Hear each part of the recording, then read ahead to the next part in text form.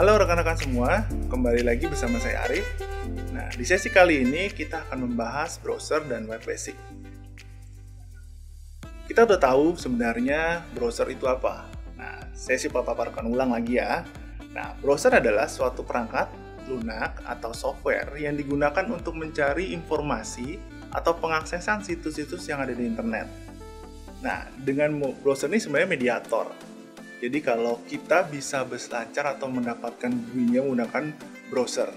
Sebenarnya kita bisa nggak sih berselancar internet tanpa menggunakan browser? Bisa saja. Kalau kalian pernah coba menggunakan command prompt, ada yang pernah?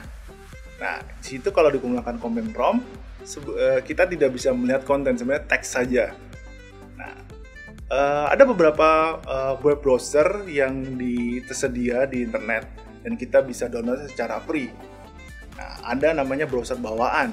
Nah, browser bawaan itu kayak Internet Explorer, ya, terus ada kalau di Microsoft ada lagi yang terbaru Microsoft Edge, terus ada lagi yang free, ya misalnya Firefox, Google Chrome.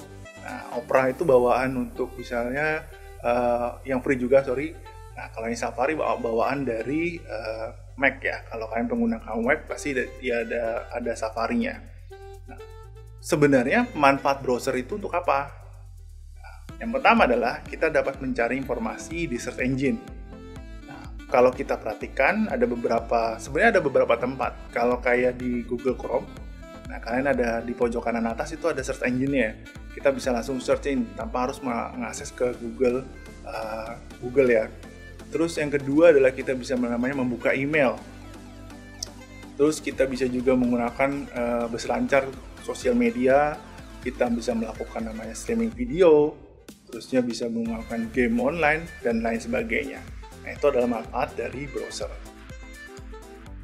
Nah, kadang-kadang banyak orang yang berbeda persepsi antara browser dan search engine. Ya, kalau browser sebenarnya sebuah software untuk membuka halaman website, sedangkan search engine itu gunanya adalah untuk mencari halaman website. Nah, ini udah berbeda ya. Terus ada lagi namanya browser tersimpan pada komputer yang kita gunakan. Jadi kita perlu install dulu, baru kita bisa menikmatinya. Tapi kalau search engine tidak simpan, tapi dia bisa di-embedkan ke dalam sesuatu. Misalnya kalau dalam browser nih, kita klik misalnya google.co.id. Nah, kita searching sesuatu ya kan. Nah, kita bisa melakukan pencarian. Nah, ini berbeda banget ya. Nah, ini juga kalau kita menggunakan browser itu, kita perlu namanya aplikasi pendukung. Nah, tadi saya disebutkan kayak Chrome dan lain-lain. Kalau di dalam search engine tidak perlu, karena sudah tersedia. Kita tinggal akses melalui URL. Yang terkenal biasanya kalau di Indonesia ya google.co.id ya, kalau luar biasanya .com. Nah, ada lagi sebenarnya tempat udah mediator lagi, kayak Bing, nah itu model search engine. Sekarang kita membahas tentang web. Nah, kalau kita lihat dari gambar ini sebenarnya hierarki sederhana dari penggunaan web. Nah, ini namanya hyperlink. Jadi kalau kita lihat dari contoh dari gambar pertama ya stock exchange, kita lihat ada dua feature. Nah, dari feature pertama itu dia mengarah ke URL namanya Wall Street. Terusnya yang feature yang kedua itu mengarah lagi ke stock price ya. Nah, itu sebenarnya link, kalau kita klik akan balik lagi ke URL. Nanti masing-masing mempunyai URL. Nah, ini dinamakan ketika klik itu namanya hyperlink.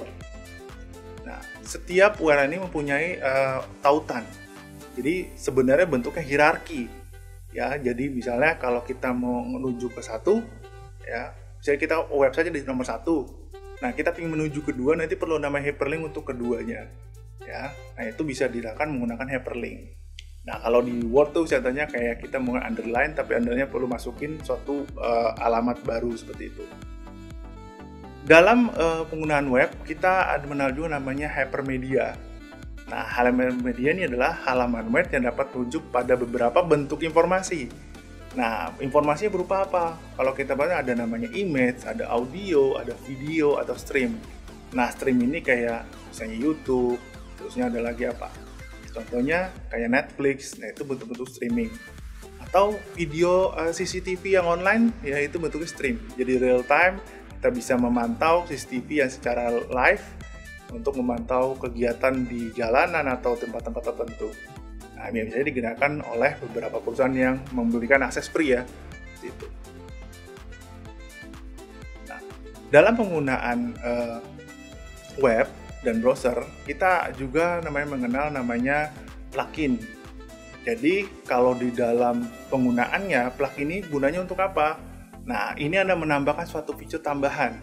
Misalnya, ketika kita perlu akses, kan ada beberapa aplikasi yang butuh namanya Java.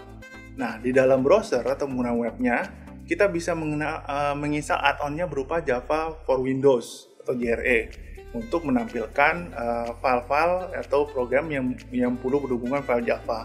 Terus ada bentuk yang namanya Flash. Zaman dulu ada Flash ya, kita perlu namanya Flash Media Player dan lain-lain. Itu ada plugin-pluginnya. Atau lainnya misalnya kalau untuk ada file tambahan, kalau teman-teman pernah menggunakan namanya file Grammarly atau jenis Grammarly untuk mendukung pembuatan kalimat dalam bahasa Inggris, nah itu ada pluginnya sebenarnya di dalam browser, itu bisa digunakan juga. Nah, sekian untuk sesi kali ini yang saya dapat sampaikan. Sampai jumpa lagi di sesi berikutnya.